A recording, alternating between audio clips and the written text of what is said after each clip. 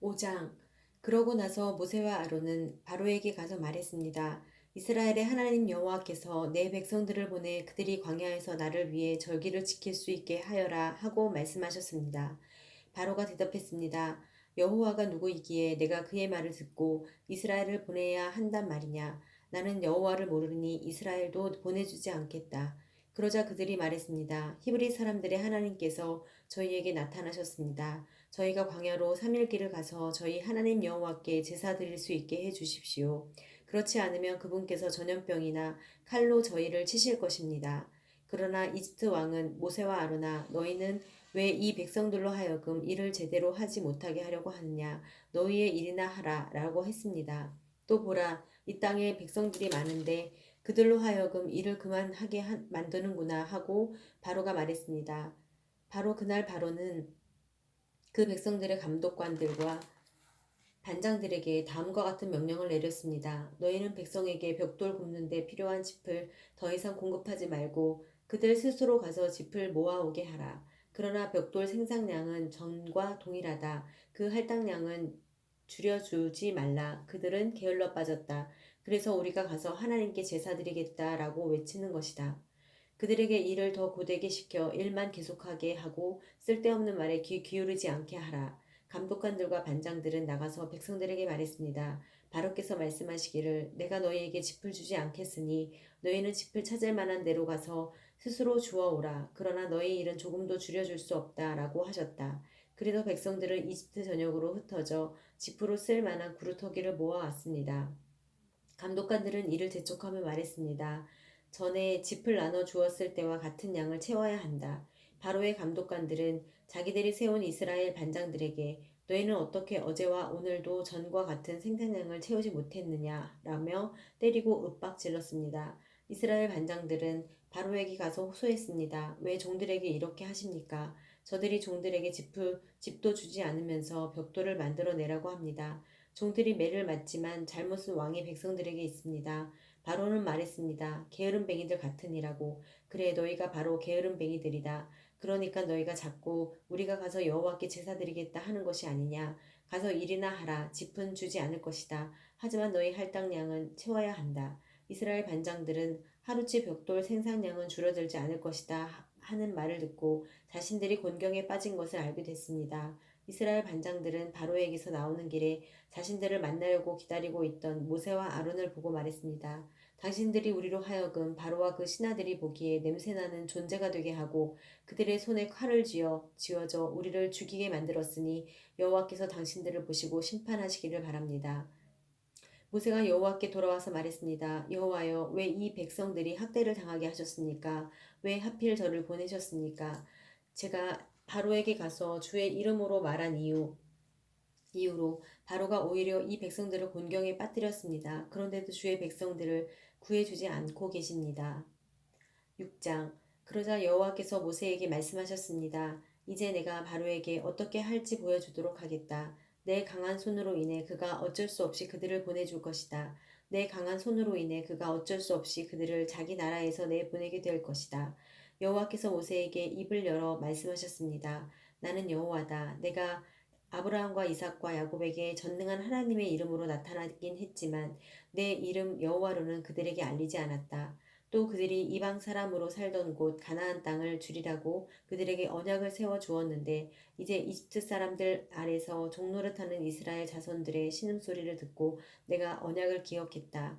그러므로 이스라엘 자손들에게 말하여라. 나는 여호와다. 내가 너희를 이집트의 압제에서 빼내주고 그 속박에서 건져줄 것이다. 내가 쭉 뻗은 팔과 큰 심판으로 너희를 구원해 줄 것이다. 내가 너희를 내 백성으로 삼고 나는 너희의 하나님이 될 것이다. 그러면 내가 너희를 이집트 사람들의 압제에서 빼내준 너희 하나님 여호와인 줄 너희가 알게 될 것이다. 그리고 내가 아브라함과 이삭과 야곱에게 맹세한 땅을 너희에게 줄 것이다. 내가 그것을 너희에게 줘 너희의 유업이 되게 할 것이다. 나는 여호와다 라고 말이다. 모세는 이 말을 이스라엘 자손에게 전했습니다. 그러나 이스라엘 자손들은 마음이 낙심되고 종살이가 심했기 때문에 모세의 말을 들으려 하지 않았습니다. 그때 여호와께서 모세에게 말씀하셨습니다. 이집트 왕 바로에게 가서 이스라엘 자손을 그 땅에서 내보내라고 하여라.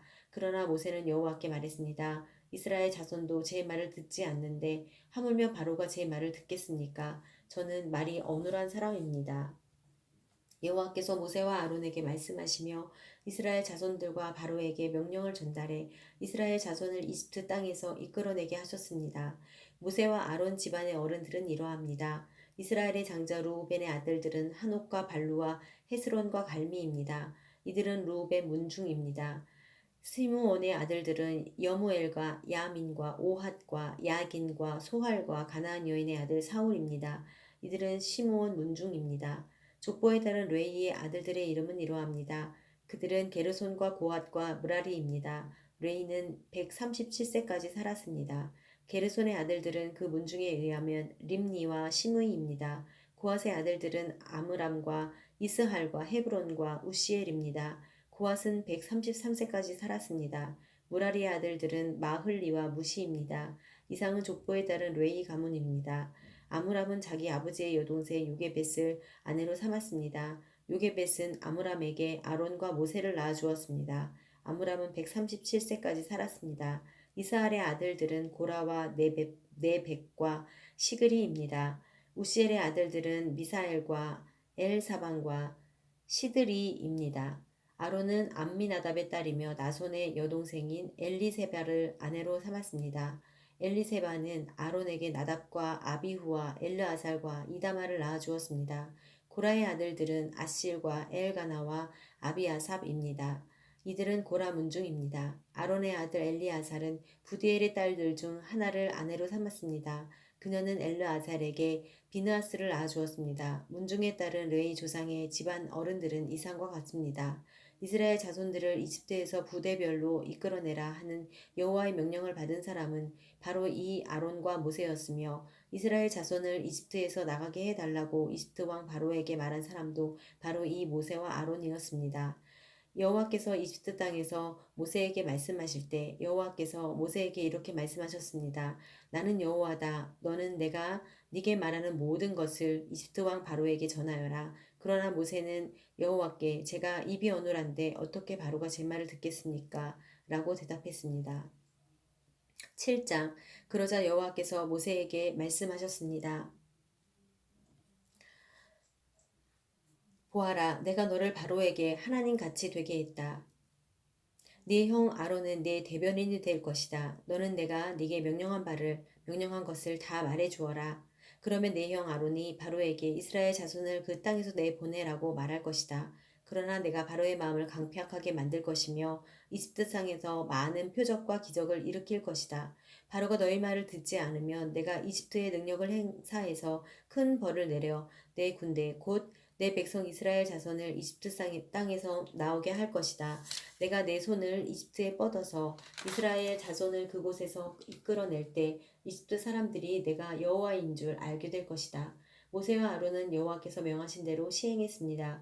그들이 바로에게 말할 때 모세는 80세, 아론은 83세였습니다. 여호와께서 모세와 아론에게 말씀하셨습니다. 바로가 너희에게 기적을 보이라고 하면 너는 아론에게 지팡이를 들어 바로 앞에 던지라고 말하여라. 그러면 그것이 뱀이 될 것이다. 그리하여 모세와 아론은 바로에게 가서 여호와께서 그들에게 명령하신 대로 했습니다. 아론이 바로와 그의 신하들 앞에서 자기의 지팡이를 던졌더니 뱀이 됐습니다. 그러자 바로는 지혜로운 사람들과 마술사들을 불렀습니다. 그 마술사들도 자기들의 비법으로 똑같이 했습니다. 이집트 마술사들 각자가 지팡이를 던지자 뱀이 됐습니다. 그러나 아론의 지팡이가 이집트 마술사들의 지팡이를 삼켜버렸습니다. 하지만 여호와께서 말씀하신 대로 바로의 마음이 강팍해져서 모세와 아론의 말을 듣지 않았습니다. 그때 여호와께서 모세에게 말씀하셨습니다. 바로의 마음이 강팍해져 이 백성들을 보내려 하지 않을 것이다. 아침에 바로가 물가로 나갈 때 그에게 가거라.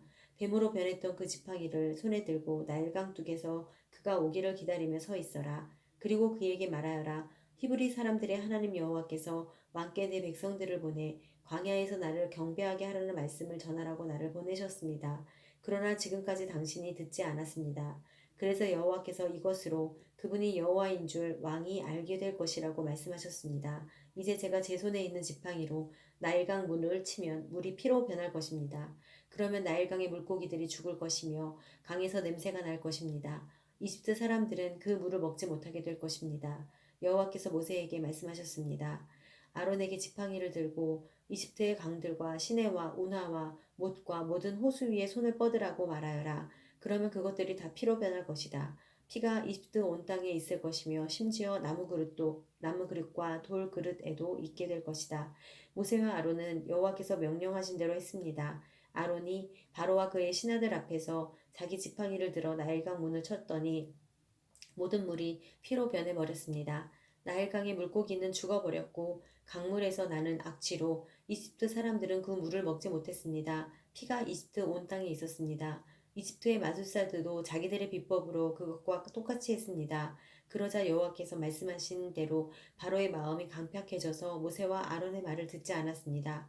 바로는 돌아서 왕궁으로 갔으며 이 일을 마음에 두지 않았습니다. 그리하여 모든 이집트 사람들은 나일강을 따라 땅을 파서 먹을 물을 얻어야 했습니다.